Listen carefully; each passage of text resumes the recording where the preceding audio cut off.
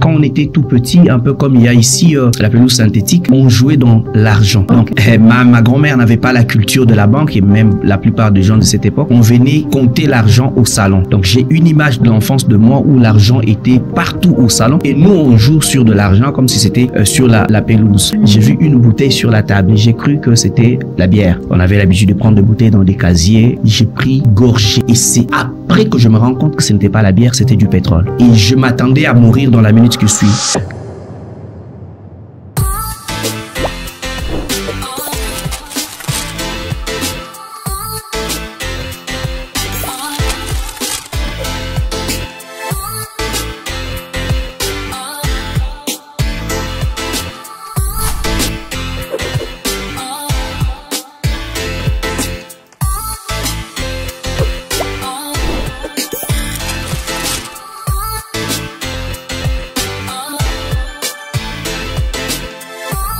Bienvenue à tous, fidèles téléspectateurs des Méta Raconte. C'est toujours un plaisir pour moi de vous retrouver.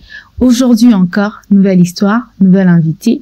Qui est-il? Pourquoi il est là? C'est quoi son histoire? Nous allons ensemble le découvrir. Bonsoir, coach. Bonsoir. Vous allez bien? Très bien, merci. Alors, nous sommes très heureux de vous recevoir sur ces plateaux. C'est un plaisir. Je sais que beaucoup des gens vont sortir équipés. Nous étions déjà avec le coach Christian. C'était une masterclass, au fait. Ah oui. Oui. Et je sais qu'aujourd'hui encore... Maxwell congolais. Oui. Alors, je sais qu'aujourd'hui encore, nous serons édifiés. Vraiment un mélange de beaucoup de termes pour faire en sorte que nous puissions grandir au travers de votre histoire, de votre parcours. Exact. Merci à vous d'avoir accepté l'invitation. Merci de m'avoir fait l'honneur. Ce n'est pas n'importe qui passe dans ce plateau. Et je rougis un peu. Je dis, voilà, je suis entré au 7e ciel des émissions. Non, je vous crois. Alors, pour ceux que vous connaissent pas, est-ce que vous pouvez d'abord vous présenter?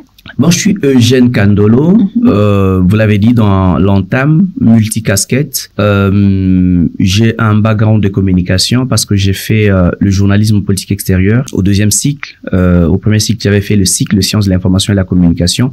J'ai eu d'autres spécialisations aussi sur des questions de communication institutionnelle, notamment un certifié BNC Communication, des certifications en leadership. J'ai participé au programme IVLP aux États-Unis. C'est un programme d'échange international financé par les départements d'État américains. J'ai d'autres brevets, notamment sur le journalisme en ligne et j'en passe. Mais aussi, j'ai œuvré dans les questions de droits humains pendant un long moment. Donc, de manière ramassée sur ça, mais je suis, au-delà de tout, le coach sur mesure. Ah, d'accord, c'est très long.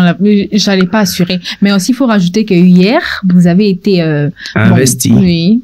Comme conseiller principal national à la tête du conseil de sages de la représentation des étudiants du Congo. Mais en même temps, ça fait beaucoup de casquettes. Comment vous faites pour vraiment tout manager? C'est vrai que vous êtes coach, mais je sais qu'il y a quand même, c'est beaucoup plus difficile. Moi, à peine 2-3 casquettes, je me perds. Je vous renvoie sur l'image de David. David avait plusieurs casquettes, mais quand Dieu donne du talent à quelqu'un, il se rassure effectivement de comment il va gérer ça. Ça veut dire qu'il lui donne les capacités, le manteau pour pouvoir gérer ça. C'est vrai qu'il y a des dons majeurs et des dons mineurs qui peuvent servir en fait de passerelle pour l'accomplissement des grands enjeux et de l'expression de dons majeurs. Quand je parlais de David tout à l'heure, vous verrez que dans son histoire, c'est parce que il était berger qu'il a su comprendre comment un berger peut gérer le brebis et ça l'a inspiré pour sa fameuse chanson, le psaume 23, l'Éternel est mon berger. Mais derrière ce brebis qu'il était en train de paître, il faisait toujours ses concerts. Donc, il jouait de la musique sans savoir qu'il y avait des gens qui pouvaient être informés de ce qu'il faisait. Et son premier concert VIP, il l'a fait dans la Maison Royale. Et donc, quelqu'un a dû dire, je connais un gars qui chante bien, mais qui est beau de visage et qui a Dieu, alors que le roi cherchait quelqu'un qui pouvait chanter pour que ces mauvais esprits puissent partir. Donc, le talent de chanteur l'a introduit dans la maison du roi, où il devait faire un stage professionnel pour apprendre comment on devient roi, parce qu'il avait une vocation de devenir roi. Et donc, il y a des talents qu'on peut faire concomitamment, ça veut dire paître le brebis tout en chantant, et il y a des talents qui peuvent être introduits maintenant, exercés maintenant, pour nous introduire dans une autre saison. Donc, c'est complémentaire. Quand, par exemple, j'écris, ce que j'écris dans les livres peut être présenté dans une des conférences. Quand je fais des conférences, ce que j'ai fait dans des conférences peuvent me servir de sujet pour un livre prochain. Quand j'ai fait des formations de masterclass, quand je suis facilitateur dans un atelier leadership, ce que j'ai dit, les exemples puisés de là peuvent me servir pour le prochain volet d'un autre tome, d'un autre livre sur le leadership. Je crois crois que c'est complémentaire. Il y a même de casquettes que les gens découvrent à peine et se disent, mais finalement, c'est quoi? Dernièrement, j'ai fait une chanson patriotique pour la question de la guerre dans l'Est, Bissotuna Front. Tous les gens étaient étonnés parce que non seulement j'ai chanté, mais j'ai rappé. Et vous voyez, avec l'idée carrée de la personne qu'on s'est fait de moi, c'est un gars logique, carré et truc. Mais bon, après, ce gars, il rappe. Donc, il est de la culture hip-hop. C'est pour tout dire que Dieu, dans la parabole de Semeur, il dit aux uns, on a donné 2 talents, à d'autres 1, à d'autres 6 talents. Mais ce qui est important, c'est que chacun devrait exploiter les talents qu'il a de manière à être utile. Et la vie n'a d'essence que dans la plus-value que l'on apporte dans d'autres vies. Vous avez tellement raison dans ce que vous dites. Moi, je dis souvent aux gens, quand tu as 5 talents, il faut utiliser tous les 5. Quand on me voit, j'ai fait aujourd'hui X, Y, chose, mais dis-moi finalement, j'ai 5 talents. Tu les fais très bien, voilà. Laisse-moi utiliser mes 5 talents. Mais aujourd'hui, on voit l'homme que vous êtes aujourd'hui. On aimerait bien comprendre l'histoire qu'il y a derrière. Comment est-ce que tout cela a commencé? Mais avant tout, j'aimerais quand même que vous puissiez nous parler de votre enfance. Comment c'était? Vous étiez fumouchique, vous étiez très brillant. Vraiment, lorsque vous voyez, quand vous êtes en train de grandir, est-ce que vous savez que vous allez arriver où vous êtes aujourd'hui? Je crois que même les contextes dans lesquels je suis né a façonné la personnalité de Eugène que l'on voit aujourd'hui. Moi, je suis né d'abord dans un contexte assez bizarre à 2 niveaux. Premièrement, mes parents avaient déjà de problèmes alors que ma mère m'est portée. J'étais dans son sein. Du coup, ça fait que ma mère a quitté le toit du mariage pour rentrer chez sa mère. Elle est fille unique de sa mère. Sa mère, elle avait tout. Ma grand-mère, elle avait tout. Et il y a eu une polémique entre les 2 familles. C'était question un peu d'ego et tout ce qui va avec. Et c'est comme ça que je viens dans ces contextes. Je suis né chez ma grand-mère. Et deuxième niveau, donc, et c'est quand j'ai né, en fait, que le divorce est même consommé. Et j'ai né dans ces contextes, mais deuxième niveau assez insolite, mais qui est beaucoup plus évocateur, c'est que je ne suis pas né entre les mains de médecins ni des sages-femmes. Alors que l'on se débrouillait au niveau du garage derrière pour prendre le véhicule et m'amener à l'hôpital, amener ma mère à l'hôpital pour aller accoucher à 2h du matin, eh ben moi j'ai pas attendu, donc je suis venu sans l'aide de la main de médecins et tout ça montre à quel point d'abord ma personnalité, rarement je jouis de l'aide des gens. Je suis ce qu'on peut appeler self-made man et donc j'ai grandi avec ma grand-mère et comme je suis le puiné de ma mère, j'ai mon grand frère Soleil, on a grandi comme ça, comme des enfants de ma grand-mère en fait.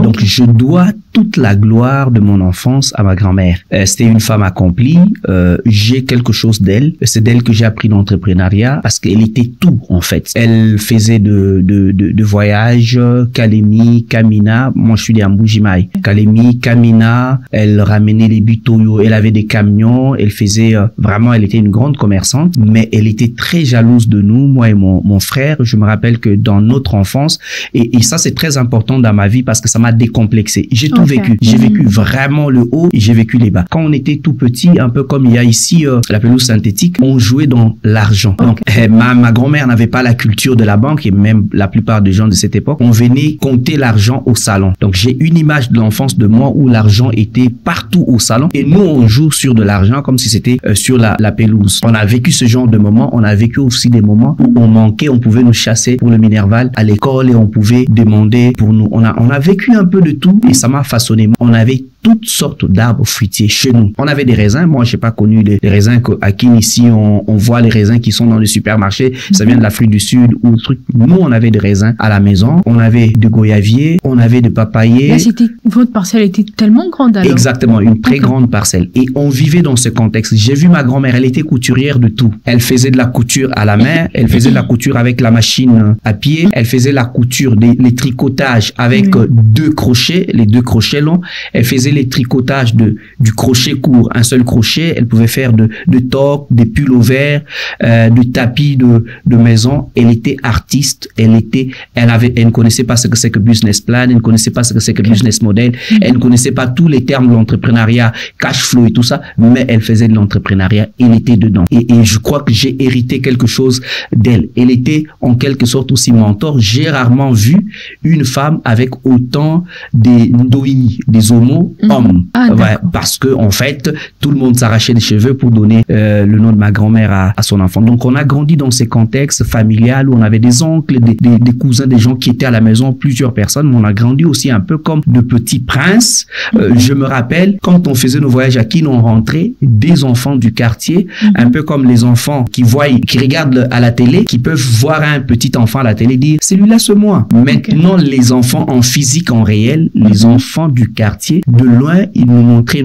ça c'est moi. Donc, moi et mon grand frère. Donc, c'était un peu ça, les contextes. Des fois, on n'en avait pas conscience. On pouvait avoir une ligne directe de courant. Plein de gens venaient regarder la télé chez nous, dans le véranda. Les gens du quartier, on pouvait avoir des milliers de gens. C'était un luxe dans le contexte de Mbuji-Mayi. J'ai vu mon père pour la première fois, j'avais l'âge de 12 ans. Je les voyais dans des photos, il pouvait envoyer de cadeaux. Je vous ai dit qu'il y avait un contexte de polémique. Mon père était plusieurs fois dans des cabinets de ministres ici. Je me rappelle une fois, quand on venait à Kin, on n'était pas en contact avec la famille de mon père. La polémique était vive et ça forgeait en fait ma propre personnalité. D'abord, si aujourd'hui je suis très ancré dans les questions de leadership féminin, j'accompagne beaucoup les femmes, c'est parce que ma grand-mère vomit l'homme. Je lui dois tout, comme je dis, la gloire de mon enfance, l'éducation que j'ai, voilà, la personnalité que j'ai, c'est ma grand-mère. Mais ça n'a pas enlevé, ça n'a pas altéré l'amour que j'ai eu pour ce confident de père, cet ami avec qui j'ai passé ces derniers jours de vie. Je disais que je l'ai vu pour la première fois qu'à l'âge de 12 ans, je les voyais dans des photos. On me parlait de lui au travers des histoires, en même temps de l'admiration pour son combat. C'est quelqu'un qui a fait la relégation. Ce sont des pionniers de l'UDPS. Et cette figure de combat, de fierté, c'est vraiment cette figure aussi paternelle que j'ai appris à connaître les peu de temps que nous avons eu à nous côtoyer. Parce que même si je l'ai vu quand j'avais l'âge de 12 ans, mais on n'a pas vécu ensemble, j'ai continué à vivre. Est-ce que j'étais brillant ou pas? Tous les parents le disent, mais moi, c'est vrai, j'étais toujours premier de la classe à partir de deuxième. Parce qu'en première primaire, je n'étais pas premier de la classe. Et ça ouvre une brèche à un des insolites que j'ai dans la vie. J'avais comme l'impression que je courais derrière le trophée, mais que je ne touchais jamais le trophée. Chaque fois que je m'en approchais, le trophée s'éloignait. Et c'est comme ça que plus tard, je vais décider de faire de ma vie un trophée au lieu de courir derrière le trophée. Et comme vous le savez, les objets de même valeur, les objets de même nature s'attirent. Dieu seul sait depuis combien de trophées, combien de diplômes. Des fois, je ne sais même pas comment les classer à la maison parce que j'avais décidé. Et c'était quoi l'insolite? Quand j'étais en première, c'était la toute dernière année où on arrêtait sur toute la République de donner des cadeaux aux 3 premiers. Et moi, je n'étais pas parmi les 3 premiers. J'étais 4e. Donc, j'étais juste la personne qui vient après la dernière personne à recevoir le cadeau. On donnait des cadeaux à la proclamation finale à tout le monde. Et j'ai commencé à être premier de la classe à partir de 2e. Tout le monde savait que quand on vient au grand rassemblement, quand on dit premier de la classe, tout le monde fermait les yeux, ils savaient que on va citer Kandolo. Et les gens à l'époque, j'avais même un gros nombril, les gens disaient non, Motolo tout ça. Donc j'ai grandi comme ça dans un contexte où j'étais premier de la classe, mais aux humanités, je n'ai jamais été parmi les 5 premiers. J'ai fait l'EDAP Moulemba où beaucoup de sommités de ce pays ont fait, c'est l'école d'application, l'école des références, mais je pouvais être 12e, mais la différence entre les premiers, l'avantage c'est que j'avais une promotion où il y avait beaucoup de gens brillants. Les premiers de la classe à 87,9%, les 12e de la classe à 85,8%. Donc c'est ce genre de classe, et donc j'ai étudié comme ça. Et mon enfance, je n'étais qu'à la maison, à l'école, on ne sortait pas, donc on était dans notre jardin d'Éden. Donc vous avez pratiquement, on peut dire, grandi à Mbuji-Mayi. Ouais. Quand est-ce que vous venez à Kinshasa? J'ai dit que on était à cheval entre Mbuji-Mayi et Kinshasa, mais finalement, quand est-ce que je décide de ne rester qu'à Kinshasa? J'ai eu un parcours assez atypique. Quand j'ai eu les diplômes d'État, à l'époque, il y avait comme une vague. Tous les amis, soit ils partaient en Europe, soit aux États-Unis, soit au Canada, soit en Afrique du Sud. Plusieurs sont partis en Afrique du Sud. Et une autre vague est venue à Kinshasa. Une autre vague est partie à l'Unilou. Nous sommes restés à l'université de Mbuji-Mayi. Et quand j'ai commencé la médecine. Et en commençant, comme c'était une vague, j'étais aussi dans les démarches de voyager. Donc, j'étais là, mais je n'étais pas là. Malheureusement, c'était l'époque où, autant qu'ici à l'Unikin, à l'université de Mbuji-Mayi, il y avait des années élastiques. On s'est retrouvé une année où on était 3 promotions. Vous n'avez pas repris d'année, mais vous êtes 3 promotions dans une année. J'avais une folle fierté après, avec recul aujourd'hui, je ne peux pas refaire. C'était une bêtise, c'était de l'orgueil inutile. Je voulais pas avoir les cadets d'université, de classe avec moi dans la même promotion. Et ça me pousse vraiment à abandonner l'université. Déjà qu'au départ, j'avais fait la propédeutique médecine parce que je n'avais pas fait 60% aux examens d'État. Bizarre aussi, tout ce que je puis avoir comme génie et tout ça, je n'ai fait que 52% aux exétats. Ben, vous voyez bien, ma tête, elle ne ressemble pas à quelqu'un qui a fait 52%, mais c'est tout ce que j'ai fait aux exétats. Et pour entrer à l'université, quand tu n'as pas fait 60%, tu dois faire la propédeutique, le préparatoire. Donc, je suis passé par là. Et je me gênais un peu en même temps parce que non seulement je me retrouve avec des cadets dans la même promotion, mais d'autres cadets sont passés directement en G1 parce qu'ils avaient fait 60% aux examens d'État. Et moi, je suis en propédeutique. Tout ça, ça nourrissait un peu une sorte de complexe. Et après, comme j'avais des envies de partir, les démarches, Afrique du Sud et tout ça, et j'ai perdu beaucoup d'argent, beaucoup de temps. Entre-temps, les autres sont passés dans une autre classe et ça renforçait davantage mon complexe et je suis allé loin de l'université. Et donc, j'ai fait plusieurs années et je commençais même à fuir des amis. Parce que quand tu te retrouves avec des amis, ils parlent relever des côtes, des canards, ils parlent tous ces langages de l'université, mais toi, tu n'es rien dans tout ça. Mais les destins suivent les gens. Je me rappelle un jour, un papa dont ses propres enfants, garçons, n'allait même pas à l'université. Ce fille qui partait à l'université. Mais il me voit, il me dit, toi, ta place à l'université. Pourquoi tu ne pars pas? Je dis, mais papa Raphaël, c'est quoi cette histoire? Un jour, je pars dans un salle de cinéma, et pendant que j'étais là, c'est un militaire qui me voit, il me dit Binonde Burubunde la Bisso. Salle de cinéma à Mbuji-Mayi? Ouais. Il y en a? Ouais, il y en avait à l'époque. Et il me dit ça. Et il me dit presque la même phrase, mais avec ses mots à lui, qu'il a placé à l'université. J'avais comme impression que il y a quelque chose qui m'est hanté. J'ai commencé à nourrir ça. Mais après, je me disais, s'il faut faire l'université, là, c'est ailleurs. Et du coup, j'ai entrepris des démarches pour quitter l'environnement. Je me dis, je me fouillais en même temps. Je change un peu des milieux parce que, en même temps, j'ai essayé un peu de faire beaucoup de choses. J'avais ouvert une pharmacie, Dolls Pharma. J'ai vendu de friperies, les ballots. J'ai vendu de friperies. À un moment donné, j'ai été aussi provider des seringues. Mon père est à la base pharmacien et comme il était pharmacien directeur d'un grand groupe pharmaceutique, il avait commencé à faire ses propres commandes des cartons de seringues. Et quand ça arrivait, moi, je prenais à crédit chez lui. Je vais à des officines de pharmacie, je donne et j'ai des bénéfices. Donc, l'esprit entrepreneurial, je l'ai développé. Alors, après, j'ai décidé. J'ai eu des problèmes avec ma mère. Tu m'as posé la question tout à l'heure. J'ai eu des problèmes avec ma mère. J'ai quitté la maison. J'en parle dans mon recueil de poèmes Solfège d'espoir. Il y a un poème dédié à 3 départs. Et c'est écrit départ. Et il y a le départ du toit familial. Il y a eu l'autre départ du toit de mon père parce que mon père a voulu récupérer ces moments-là. Comme pendant cette période-là, il était venu s'installer en Mbuji-Mayi pour des besoins de ce qu'il était en train de faire. Alors, il a voulu que je reste chez lui. Mais 1 mois seulement n'a pas suffi. La cohabitation avec la marâtre et tout. Il y avait beaucoup de problèmes. Là, vous aviez quel âge? Je crois 21 ans, 22 ans. Et j'ai quitté encore là, partir pour la 2e fois. Et puis, il y a un 3e partir. Parce que quand je quitte là, je suis resté à une église. Déjà, avant même que je ne quitte, par le souci de connaître un peu. J'avais comme l'impression que ma vie pataugeait à un moment donné. Les choses ne marchaient pas très bien. J'étais curieux. Je me disais que j'entends souvent les gens dire, je croisais un prophète, il m'a dit des choses, que je rencontre même un prophète dans la vie et tout ça. Mais ça ne marchait pas. Mais comme je savais que les églises ACK développaient les prophéties et tout, je suis parti, je n'ai même pas prié. J'ai eu vent de tout ce qui s'est passé là-bas le dimanche. Après culte, les nouveaux passent à la consultation prophétique et puis on les consulte. Donc je me suis mis à 2 parcelles de l'église. J'ai attendu que l'église finisse et je me suis faufilé. Je suis allé me mettre aussi devant. Et on a commencé, il y avait une 50aine de personnes à prophétiser. Il y avait 3 prophètes. On a commencé à prophétiser. Mais j'avais comme impression parce que même si c'était un peu à distance, on nous avait placés là-bas, on appelait 3 personnes qui partaient.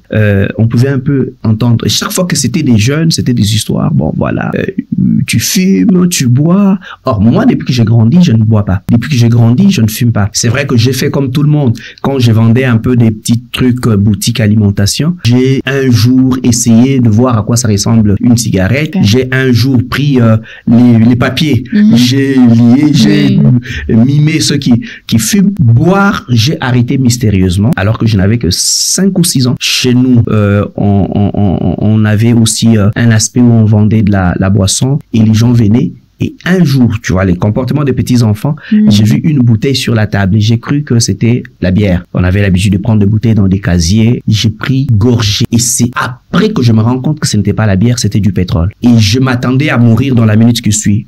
Culpabilisé, je ne voulais pas dire aux parents. Entre-temps, j'étais en train de me regarder, est-ce que le ventre va gonfler? Est-ce que je vais mourir 1 minute, 2 minutes? Et à cet âge-là, 6 ou 7 ans, je prends la décision seule que je ne prendrai plus la bière. Donc, vous avez commencé à prendre la bière tout petit alors? Non, je ne prenais pas la bière. Ça veut dire que je prenais les débris de ce qui reste dans les bouteilles, comme les enfants, un comportement un peu cru. Alors, et là, je prends la décision seule, bizarre, à cet âge-là. Et beaucoup de gens, ce n'est pas parce que j'étais converti, ce n'est pas parce que je prends la décision que je ne vais pas prendre la bière. Et donc, quand je voyais des professeurs, je dis, sûrement, je vais attraper ces gens à leurs mensonges. Alors, quand c'était mon tour, je suis arrivé, il n'y avait rien de ça. Et c'est là que j'ai compris que c'était du sérieux. Ils m'ont parlé de ce que je faisais, mon empathie, et j'anticipe avec le coaching, j'encadrais déjà beaucoup de jeunes à la maison. Nous avions on peut appeler ça comment? Un studio annexe, et 2 fois des enfants, des amis du quartier commençaient à venir dormir là-bas. Quand on s'est ouvert un peu après les diplômes d'État, on commençait à avoir des amis. Donc ils venaient, on passait le temps là-bas et tout ça. J'ai aidé beaucoup des amis et on m'a parlé un peu de tout ça. Vous aidez en termes de conseils? En termes de conseils, en termes d'orientation, les parents de certains enfants commençaient à me les confier. Je me rappelle, on pouvait ne pas avoir même un grand écart en termes d'âge. J'ai juste 18 ou 19 ans. Un autre jeune qui a 15 ans, mais ses parents me les confient. Ils disent, je vois qu'ils te suivent beaucoup. Mais nous, on ne parvient plus. On l'a même tapé, on l'a ligoté. Et j'essaie un peu d'échanger avec les jeunes. J'oriente, je rentre vers le parent. J'ai dit, j'ai compris que c'est juste une crise d'adolescence. Mais vous y êtes allé avec brutalité. C'est fait saisir. Et ça marche. Alors, ils disent, mais tiens, mais tu es qui? Donc, j'ai commencé inconsciemment à faire du coaching, du mentorat, sans que ça s'appelle du coaching. C'est des années plus tard que j'ai su que tout ça, c'était en réalité. J'ai, par exemple, orienté un de mes premiers mentorés. Son père était pasteur, mais lui, il était un peu dans la musique populaire et tout ça. C'est moi qui lui ai dit, tu peux faire du rap gospel. Regarde comme ça, pour l'honneur, l'image de ton père qui est serviteur, tout ça. Donc, et dans la famille, on a commencé à beaucoup m'apprécier. Il y avait des parents comme ça qui m'invitaient à leur domicile parce que ils voyaient que j'étais un modèle pour leurs enfants. Donc, j'ai grandi avec cette figure et quand je viens dans ces contextes de cette église, on me prophétise et on me dit que Dieu te parle par des songes. Mais 2 fois, tu ne prends pas garde. Quand tu as des songes, je parle avec des serviteurs. C'est comme ça que quand je pars, juste 2 jours après, je fais des songes, je rentre. Et quand je leur dis, ils me disent que ça, c'est l'appel. J'ai rêvé un GSM avant que les GSM n'existent. À l'époque où on avait les Trium, les 3310, j'ai rêvé un GSM. On me les donnait dans un rêve. Et ce serviteur va me dire, ça, c'est un appel. Mais viens dimanche, on va parler. Dimanche, il me fait passer encore la prophétie. Et là, on parle de tout. On me parle du micro. Le micro, moi, on me l'a parlé dans la prophétie. Et on te voit devant beaucoup de gens. Et les micros représentent des conférences que j'ai fait. Quand je remplis Chauves avec une conférence, des développements personnels payantes ici à Kinshasa. J'ai dit, le destin, c'est quelque chose d'extraordinaire. Et donc, tout ça, ça m'a conditionné. Et ils m'ont demandé, est-ce que les parents vont accepter que tu deviennes intercesseur? Parce qu'ils voient que c'est quelqu'un qui vient quand même d'une famille, à ce truc. Pour eux, les intercesseurs, c'était des gens désespérés, qui n'avaient pas d'endroit parce que... Mais je dis non, il s'agit de ma vie. Je suis entré à l'intercession là-bas, à l'église. Donc, j'ai fait ça, mais je suis passé aussi par des étapes d'humiliation, des moments où je pouvais venir en sandales et juste devant la porte de l'église, paf, fusible et sauter, sandales. Donc, devant, tu veux entrer comme ça. Parce que vous n'avez plus de moyens là. Oui, parce que j'étais coupé de la famille. La famille ne concevait pas, en fait, avec, voilà, que je quitte, j'entre dans des églises. Mais je suis allé là-bas, j'ai eu un parcours, j'ai dormi sur le pierre plate avec juste une natte à l'intercession. J'ai eu ce genre de parcours, mais ça m'a façonné, ça a créé le personnage que j'ai, mais aussi le 3e départ, c'est que j'ai quitté aussi une nuit, tous ces 3 départs, quitter du toit de ma grand-mère, c'était la nuit, quitter de chez mon père, c'était la nuit, et je me rappelle que quand j'ai rentré, j'étais en train de chanter une chanson de Papa Wemba sous la belle étoile. Bon, c'est vraiment avec ça que je partais. Et quitter de l'église, c'était aussi le cas parce que vite, j'ai pris un peu de l'ampleur, ça m'arrive souvent. Le numéro 1 de l'église de pasteur commençait à beaucoup. J'étais devenu l'enfant chéri du pasteur. Et ça créait de jaloux. Ben, il y a eu des choses. Finalement, j'ai dû quitter. On m'a suspendu. J'ai quitté. Je suis allé chez un ami, José Lipon, un vrai ami. On a depuis première, secondaire, on étudie. Aujourd'hui, j'ai été même modérateur à son mariage. C'est vraiment. Et je suis allé chez eux alors que lui revenait de Lubumbashi et il n'a pas duré à Mbuji-Mayi. Il est venu à Kinshasa. Il m'a laissé chez eux. Donc, j'ai vécu chez eux pendant 3 ou 4 mois avant finalement de venir à Kinshasa. Donc, je suis venu à Kinshasa parce que je voulais plus vivre dans un même environnement que truc. Donc, je suis venu à Kinshasa sans d'abord savoir exactement ce que je vais faire. Moi qui ai grandi dans toute la bourgeoisie à Mbuji-Mayi, je viens à Tchamou chez un oncle où j'ai dormi pendant 1 semaine au salon, où quand je partais aux toilettes, je voyais le truc. Même en Mbuji-Mayi, je n'avais jamais vécu ça. Je pouvais voir les excréments. Ça veut dire que quand tu t'accroupis, tu dois être très stratégique pour que ça ne puisse pas remonter sur toi. J'ai vécu ça. Mais c'est cette personne, malgré le fait qu'ils étaient dans cette pauvreté visible, il m'a quand même posé une question un jour. Il me demande, mais c'est quoi ton programme? Et il me dit en Chiluba, il faut que tu ailles la maï, que tu ailles beaucoup là. Ça veut dire quoi? Regarder l'eau et regarder la farine pour faire le foufou. Alors, c'était une façon de me dire, mais on en a assez de te garder ici. J'ai été à Bandal pendant quelques temps, jusqu'à ce qu'on ait pris notre studio où on devait se retrouver avec mon frère qui entrait à l'École nationale des finances, moi à l'IFASIC, pour commencer l'université. Et ça nous permettrait d'aller à pied, justement des arts 18 minutes de l'IFASIC. Donc j'étudiais en allant à pied. Mon frère aussi allait à pied à l'École nationale des finances et on était un peu à l'abri d'autres problèmes. Et en Mbuji-Mayi, vous vouliez faire la médecine et vous arrivez à Kinshasa, vous partez à l'IFASIC. Qu'est-ce qui s'est passé? Déjà, une fois j'étais avec mon père, son ami était médecin directeur dans un hôpital. Il m'a amené pour aller voir son ami. L'hôpital qui est attaché à l'université officielle de Mbuji-Mayi, l'hôpital de Kansele. Et quand on part, il y avait un voleur. On avait tiré sur lui. Il saignait de partout. On passait avec lui sur la civière, juste dans le couloir où on allait chez le médecin directeur. Et mon père se retourne et dit, qui d'entre vous voulait faire la médecine? Vous avez vu ça? Alors, ça m'a donné un peu le truc. Mais après, il y a eu cet effet que j'ai fait longtemps loin de l'université. Et en venant ici, pour moi, ce n'était pas en fait faire l'université. Mais je ne voulais pas non plus donner l'impression que je suis juste une charge de trop, ceux chez qui je restais. Je devais faire quelque chose. Et donc, je me suis dit, mon idée, c'était toujours cette histoire de chercher comment sortir le pays. Et je suis allé à l'INA. À l'INA, je voulais faire le cinéma. J'aime beaucoup les cinémas. J'écris des scripts, j'écris des séries télévisées, j'écris des documentaires, j'écris des films d'action. Je suis allé à l'INA. Mais j'ai vu que ce qui était là, s'apparentait un peu à du théâtre. Mais je sais pas si ça a changé, mais en fait, quand j'ai vu l'annuaire et les explications, ce n'était pas ça. C'est comme ça qu'avec mon frère, on quitte de l'INA à pied en train de joncher jusqu'à arriver à l'IFASIC, comme par curiosité. Et quand j'arrive à l'IFASIC, je lis, je vois l'audiovisuel, je vois, il y avait quelque part le cours des cinémas, il y avait des trucs. Je dis, ben, je vais faire ça, tout en ayant dans ma tête l'idée que c'est en attendant que Maramnanga ya poto et tout ça, je vais mes trucs. Et je suis entré à l'IFASIC en attendant 1 année est passée, en attendant 2 ans sont passés, en attendant, j'ai fini l'université et si les choses a été à refaire, je ferai ce parcours. Et lorsque je vous entends parler, surtout lorsque vous êtes en train de grandir, vous ne savez pas exactement dans quelle direction vous allez partir. Exactement. Comment est-ce que ça se passe, votre processus de découverte de soi? Je connais au moins une chose qui est assez effrayante, c'est que quand j'étais petit, je me disais, je me parlais. Et ça, je l'ai vu dans le documentaire de Barack Obama, j'ai vu aussi dans l'histoire de François Hollande. Ben, il disait ça. Ben, je ne dis pas, je sais pas ce qui va arriver. Je disais que je serais président de la République. Je disais que je serais pasteur. Je disais que j'aurais des grands hôtels. Maintenant, les aînés qui étaient là, ils avaient une image négative des hôtels. Oh, un pasteur ne peut pas avoir des hôtels. Je me rappelle aussi qu'en grandissant, il y a une petite photo de moi. J'avais 9 ou 8 ans. Mais je l'ai récupérée quand j'avais 15 ou 16 ans. J'écris derrière président en puissance. orange mûr. Mais je puis me rappeler que quand j'ai fini, quand j'ai eu mon diplôme d'État, il y a quelqu'un qui a fait un rêve, un pasteur, qui est venu raconter à ma mère qu'il m'a vu cueillir l'orange mûr. Mais tu vois, quand j'avais 15 ans, derrière cette photo existe où j'avais écrit président en puissance orange mûr. Ici, j'ouvre une parenthèse pour dire que on peut avoir de débride de la représentation de soi. Vous aviez déjà reçu coach Christian, il vous dirait qu'il avait fait la médecine et puis il a arrêté. Oui. Et donc, c'est pas mauvais de tâtonner.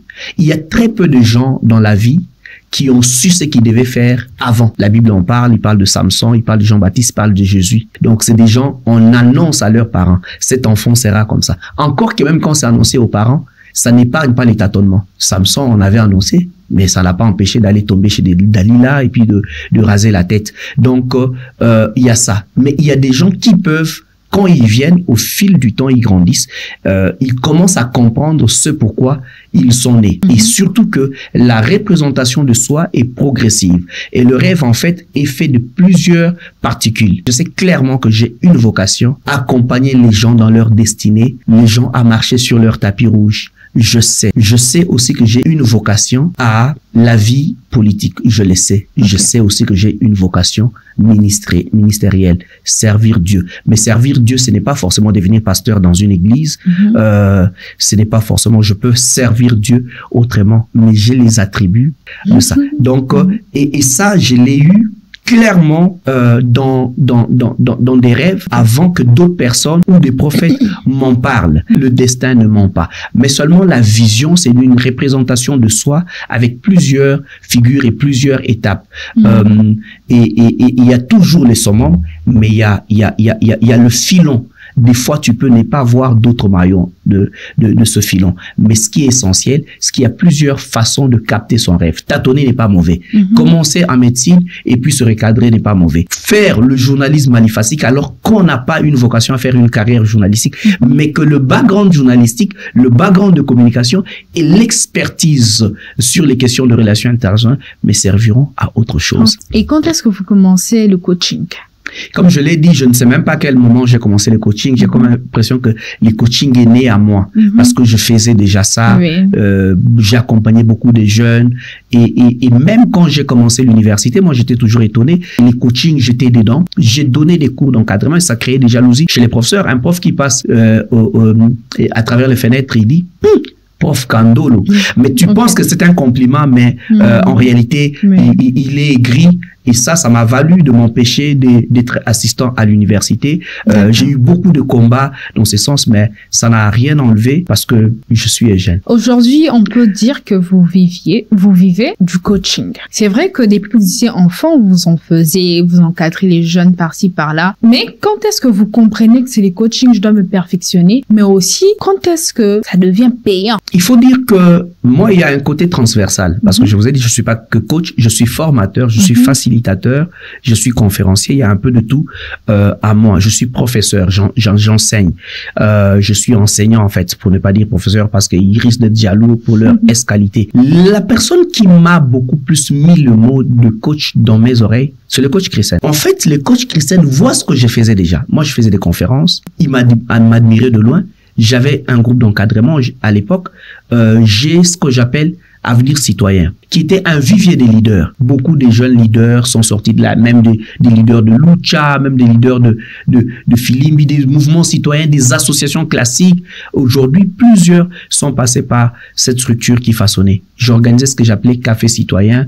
Je donnais des formations sur le management, sur le leadership. Je forgeais les gens dans ce sens. Et c'est même avec cette casquette que j'ai été invité pour le programme IVLP dont j'ai parlé ici. Je suis allé aux États-Unis en 2014 en tant que leader communautaire des associations de jeunes. Et alors, ça a accommodé la personne. Mais le coach Christian a amené l'attention vers le mot coach. Il était en train de suivre à l'époque ses certifications John Maxwell. Il vient, mais il voit que je fais des formations et tout. Il me demande de commencer à recommander mes gens dans ces formations. Et c'est comme ça que je suis allé un jour pour voir comment ils font, parce que je ne pouvais pas prendre le risque de lui donner des gens seulement comme ça. Je suis allé voir et à l'époque, il tremblait, il bégayait. Je l'ai vu commencer ses débuts et tout ça, mais j'ai cru en lui. Je lui ai toujours dit, comme je l'ai dit tout à l'heure, le John Maxwell congolais. Il prenait tellement ça au sérieux. Et après, on a fusionné ensemble, on a commencé à faire ce qu'on appelait Motivation Day. Un programme qui a réuni 4 coachs. Moi, le coach Christelle, le coach Rigo et Deo Voadi. Et Motivation Day a fait la pluie, les beaux temps. On a fait ce qu'on appelait 2 cultes. On organisait des conférences, les gens viennent pleins, ils sont pleins, on est à ses passes. La salle est pleine, on prend de l'autre côté Sacré-Cœur. Les gens sont là, c'est-à-dire tu finis ta prestation, tu vas prester encore là-bas. 2 cultes. Et on a fait ça, les jeunes nous adulaient, et les trucs, mais de tous les 4, moi, je faisais déjà des conférences. Moi, je remplissais déjà des trucs, les gens me suivaient. Je leur dis toujours avec des anecdotes, Bopé Sarah, Motivation Day, merci, parce que ça vous a permis d'accord. Mais après, ça a façonné, et au fil du temps, on a commencé tacitement à m'appeler coach. À m'appeler coach, et il y a eu un moment où j'ai refusé qu'on m'appelle coach parce qu'il y a eu beaucoup de charlatans, il y a eu aussi la mauvaise foi de Congolais, il y avait des gens qui manquaient à faire, qui se réveillaient, qui mettaient des mégas pour insulter les coachs. On n'a rien fait, mais tu vois quelqu'un qui passe sur ça. D'ailleurs, les coachs là, ils ne sont pas certifiés, ils viennent avec les citations de John Maxwell. Donc tout ce que nous on faisait, on réduisait ça à des perroquets qui viennent faire des citations de Brian Tracy, John Finlay, John Maxwell, au point que les gens pensent que, et c'est même la rage qui m'a poussé à faire mon livre Bâtir sa propre légende n'est pas une légende, parce que Dieu n'a pas donné des cerveaux qu'aux Américains. Et je voulais faire un livre de développement personnel avec un modèle congolais puisé dans des exemples panafricains pour démontrer qu'on n'a pas de complexe vis-à-vis de qui que ce soit. Et Dieu seul sait comment ce livre a percé, comment ce livre a bouleversé beaucoup de gens ici dans la diaspora et même dans d'autres pays qui ne sont pas en fait les Congos, des gens d'autres nationalités. Et ça, c'était un défi pour moi. Je voulais le faire comme ça parce que j'aime les défis. Alors, je voulais refuser ce nom de coach et je suis resté pendant un temps. Je voulais juste que les gens voient ce que j'ai fait. Si ça s'appelle coaching, tant mieux. Mais les résultats font cesser les contestations. Jusqu'à ce que j'entende une voix bizarre. Dans ma vie, il y a beaucoup de Dieu m'a dit, il y a beaucoup de gens entendus. Une voix qui me dit clairement, ce n'est pas parce que il y a beaucoup d'ivraie dans le champ de blé que ce champ s'appellera le champ d'ivraie. Ça s'appellera toujours le champ de blé. Et c'est à ces moments-là que j'ai eu à m'assumer et je ne voulais pas m'assumer à demi-mesure. C'est comme ça que j'ai dit que je m'appelle le coach sur mesure. Donc, j'assume la casquette. Que les coachs soient des aventuriers, que les coachs soient... Je suis le coach sur mesure et je sais les démontrer.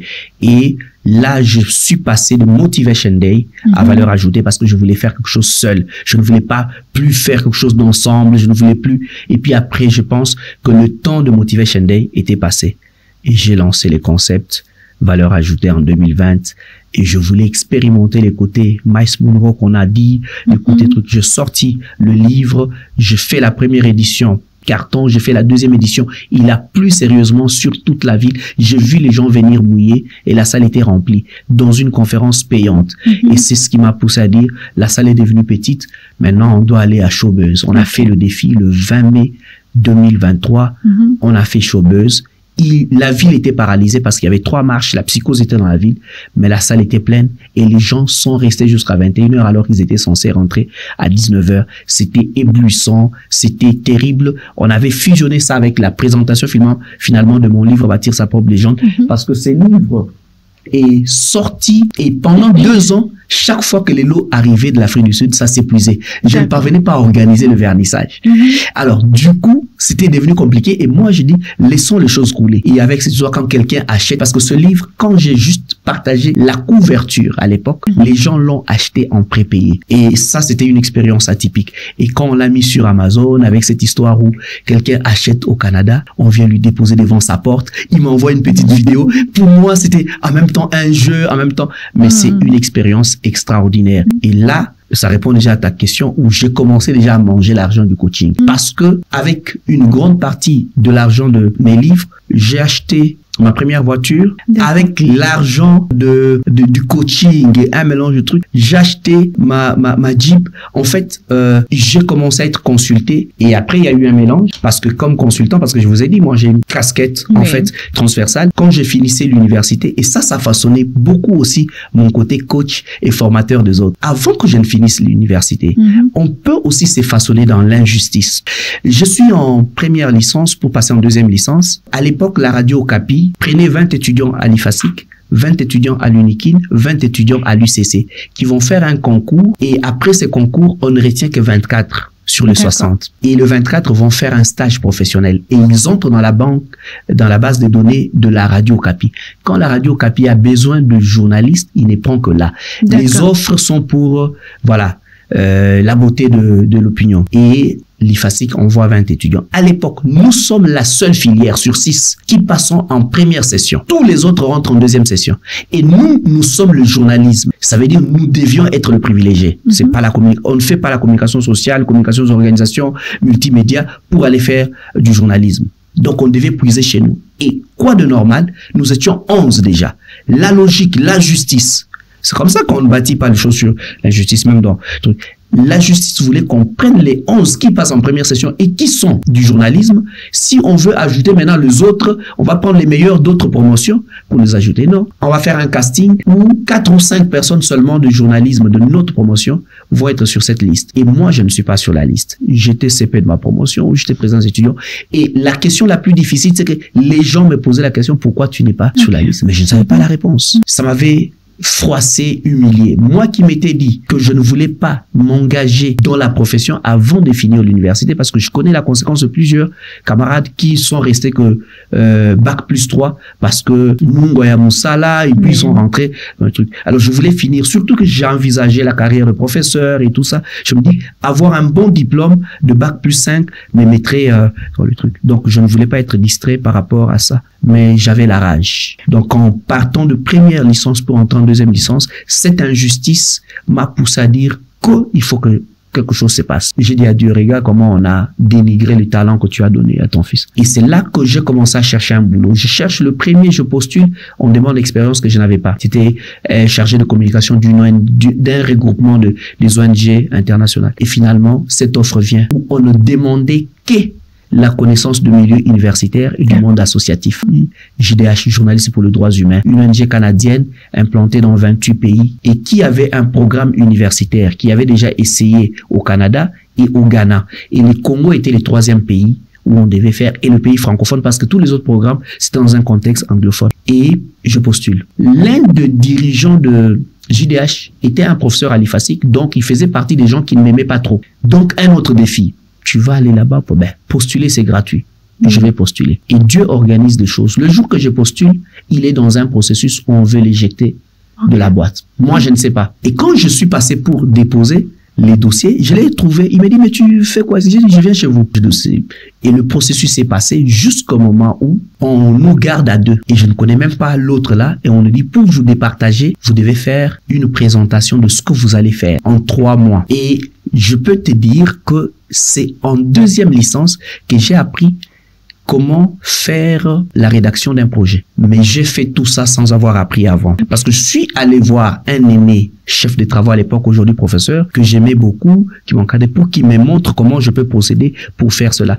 Il m'a fait tellement traîner qu'une voix à moi m'a dit, tu peux faire sans lui. Je suis parti s'occuper de trucs. Je suis parti, je l'ai laissé sans lui dire au revoir. J'ai commencé à faire. J'ai dit, je vais faire ceci, je fais mon Caneva, je fais mon programme. Et je envoyé par mail. À l'époque, j'avais pas d'ordinateur. Je devais aller au cyber pour regarder les résultats. Je savais pas quand est-ce qu'on va répondre. Un jour, pendant qu'on attendait la rentrée académique, un ami m'a dit, mais comment les trucs là? C'est lui qui m'avait encouragé, il m'avait dit, va, ça ne coûte rien, c'est gratuit, va seulement. Même si le monsieur là, il est là, toi va seulement. Et puis il m'a dit, mais nous étions 12 heures. Il m'a dit, mais les gens là n'ont jamais répondu. Ah, j'ai dit, je ne sais pas, mais je vais vérifier ce soir. Et le soir, je vais au cyber. J'avais beaucoup de messages, d'autres trucs. Et j'ai vu seulement le message JDH, Émilie Jacquard. Et le premier mot, c'était félicitations. Enfin, c'est vous qui avez été retenu. C'était mon tout premier contrat formel dans la vie. Et on me payait $180. Je signais sur l'avenue Coteau, là où il était à sa résidence. Et quand j'ai vu ces messages, je me suis agenouillé dans le cyber. J'avais de larmes. Pour moi, c'était la correction d'une injustice.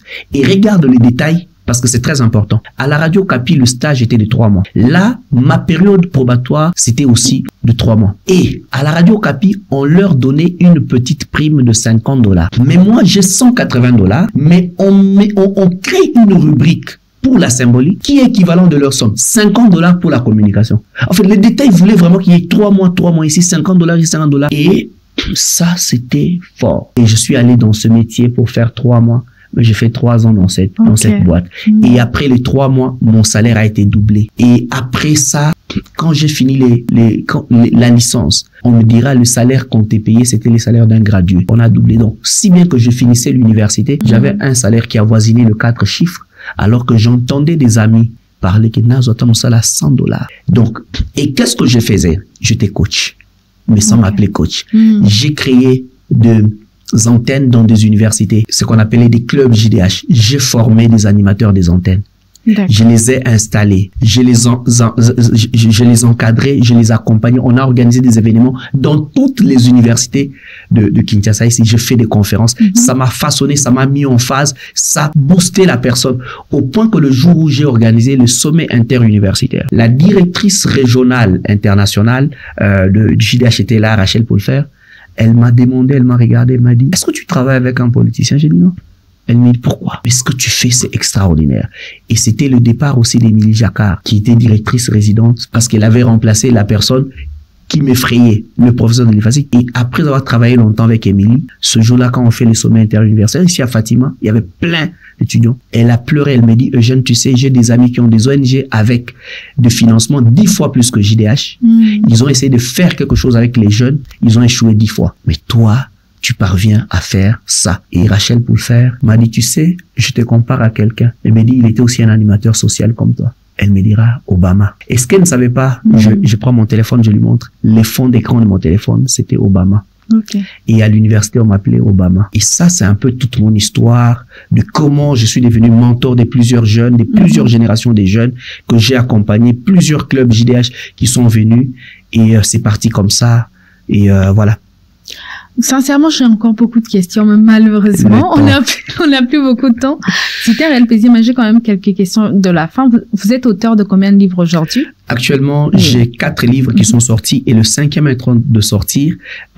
J'y mets toute mon âme et mon esprit parce que c'est un livre que je dédie à la jeunesse parce que moi-même, en tant que jeune sortant, comme j'aime m'appeler, j'ai dépassé les 35 ans comme la charte africaine de la jeunesse le dit et je veux vraiment faire une sorte de vademecum. En fait, j'appelle ça héritage. 2 autopsie de la jeunesse congolaise pour un nouveau paradigme d'avenir. Toutes ces expériences avec des jeunes entrepreneurs, avec des jeunes associations, avec des jeunes des mouvements citoyens, avec tout ça, mentor, coach, plusieurs casquettes aujourd'hui, COSAREC, présents étudiants. Mais je mets ça dans ce livre pour parler aux générations futures, mais aussi pour mettre en garde ceux qui ont encore la responsabilité en tant que jeunes pour le rôle qu'ils sont appelés à jouer. Vous gagnez de l'argent avec le coaching. Quel est le plus grand montant que vous avez déjà gagné avec les coachings? Oui. Quel est le plus grand montant que j'ai déjà... En fait, il faut dire que il y a une nuance dans ce que j'ai fait entre le coaching, purement coaching, et les consultances. Il y a des consultances où j'ai fait, en fait, qui fait partie des accompagnements. Ça peut être en entreprise. Je fais, par exemple, des team building avec des multinationales. J'ai fait avec, par exemple, Enjet. Début année 2024, il y avait un nouveau directeur général. Ils étaient habitués à avoir des expats. Cette fois-ci, c'est un Congolais qui était travailleur avec les autres, qui ne sait pas s'il va être accepté par les autres. Nous sommes allés avec Azongo. J'étais dans ma peau de coach. C'était une bonne facture et on était logés là-bas. Combien? Et on était là et tout. Mais après, les coachings me permettent de payer des factures, de faire. J'ai 2 fois quelqu'un qui m'appelle juste pour que je parle pendant 30 minutes. Ben, il paye la facture. Donc, c'est vraiment des entrées. On n'aura pas de chiffres, les chiffres. Non, les chiffres varient, ça dépend. Il y a de consultances qu'on fait de chiffres de 5 000, de 3 000, ça dépend, 2 000, de 500, ça dépend.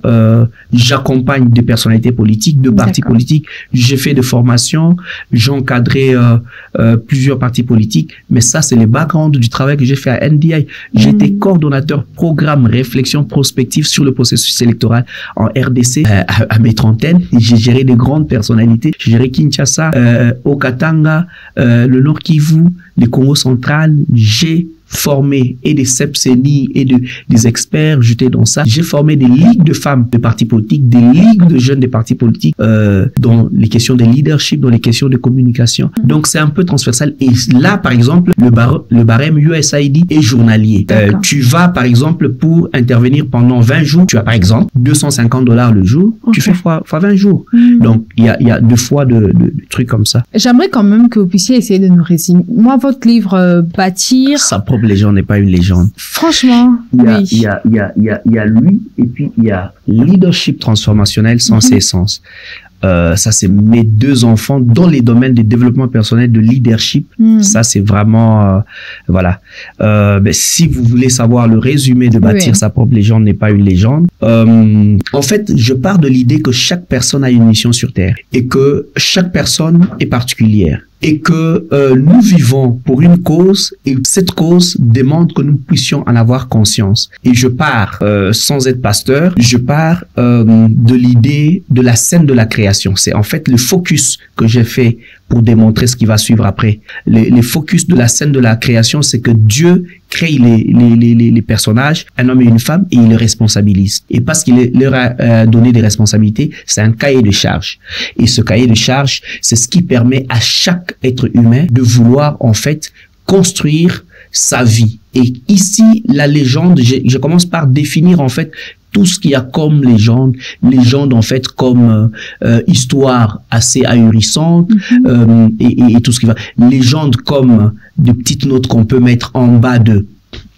Mais après, la dimension de légende, c'est quelque chose qui passe l'entendement humain, qui va un peu dans l'extraordinaire. Et bâtir une vie de légende, c'est en fait parvenir par sa propre vie ordinaire, bâtir quelque chose d'extraordinaire dans l'imaginaire. Comme je l'ai dit tout à l'heure, la vie n'a de sens que dans la plus-value que l'on apporte dans d'autres vies. Et j'ai dit à chacun que à chaque naissance, la nature s'attend à une nouvelle danse, à une nouvelle formule mathématique, à un nouvel record qui va être battu, que ce soit dans la nage, que ce soit dans la course à 100 mètres, que ce soit dans le nombre de ballons d'or, mais que chacun a une responsabilité de puiser au fond de lui pour aller bâtir sa légende. Et je parviens à ressortir en fait plusieurs types de légendes. On peut bâtir une légende à petite échelle. J'ai démontré que dans une université, quelqu'un peut être la légende de son université. J'ai démontré qu'on peut bâtir aussi une légende à grande échelle, ce que j'appelle légende à ciel ouvert. Et ça, c'est une approche par rapport à l'étendue. J'ai aussi démontré une catégorie des légendes par rapport à l'image qu'ils peuvent. Et vraiment, je parle de la théorie et j'ai sorti 10 cordes qui peuvent servir de pont des lianes d'une légende. C'est comme 10 principes où je pars de savoir se découvrir, comprendre qu'on est particulier, avoir le sens du sacrifice, savoir dire non et décevoir, parce que tu ne peux pas construire ta légende tout en disant oui à tout ce que les gens disent. Savoir décevoir, c'est aussi un prix pour bâtir sa légende. J'ai parlé de beaucoup de choses dans ce livre allant dans ce sens, mais c'est un livre que je recommande parce que c'est un livre de vie. C'est un livre qui est transversal. J'ai donné plusieurs types d'images. C'est comme ça que sur la couverture, vous voyez les Obama, vous voyez le Oprah Winfrey, vous voyez le Serena Williams, vous voyez le Mandela, vous voyez le Lumumba, vous voyez les Simon Kimbangu. En fait, j'ai voulu montrer de manière transversale. Vous voyez John Maxwell, j'ai mis aussi des figures d'église, des figures politiques, des figures de sport, les légendes dans plusieurs domaines. Vous voyez Mamba, donc il y a tout ça, mais montrer aussi qu'on peut bâtir sa légende dans n'importe quel domaine de la vie. Alors donc c'est un peu ça, les résumés, si je peux ramasser comme ça. Merci beaucoup pour ces résumés, mais pour le reste, il faut aller vous procurer le livre pour mieux comprendre. Vous pensez avoir réussi aujourd'hui? La réussite est un processus et un état. Il y a des réussites d'étapes. Le fait qu'il y ait une seule personne, un seul jeune au Congo qui peut dire que Eugène est mon modèle, je crois que c'est une réussite pour moi. Et comme je l'ai dit, je courais derrière les trophées, mais j'ai appris à m'arrêter et ne plus courir derrière le trophée et faire de ma vie un trophée. Et dès lors que j'ai fait de ma vie un trophée, cette vie attire de trophées. Quand je vois le nombre de diplômes d'honneur, diplômes de mérite, trophées, meilleur inspirateur des jeunes, meilleur ceci, qui accumule ma chambre, je me dis que quelque part, j'ai pu s'aimer quelque chose dans la vie des autres et je peux appeler ça réussite. Mais comme je dis que la réussite, c'est en même temps un processus. Donc, je ne suis pas ici en train de me dire que je dois m'arrêter et que c'est fini.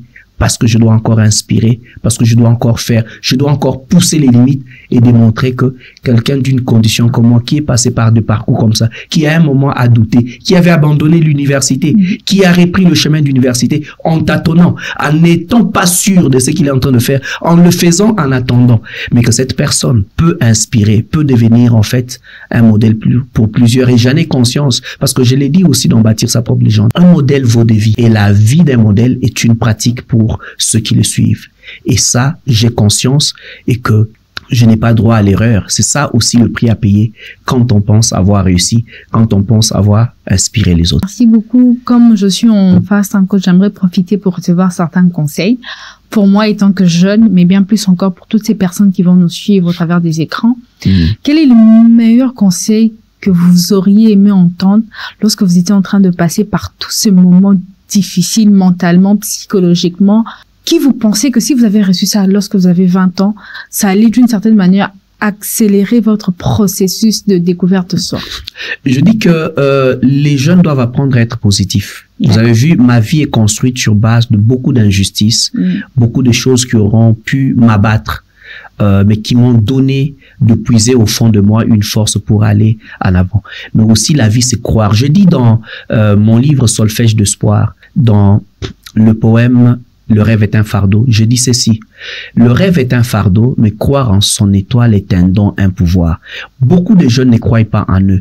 Beaucoup de jeunes écoutent ce que les autres leur disent, mais ils n'écoutent jamais ce que le fond de leur pensée leur disent. Si tu sais combien de gens m'ont dit que tu n'arriveras pas, si tu sais combien de gens m'ont regardé et dit mais tu es trop prétentieux, si tu sais combien de gens m'ont dit ici, qui va venir payer une conférence? Moi, je faisais des formations, à peine 10 personnes venaient, on payait $20, dit hey, formation $20, aux outils à une semaine.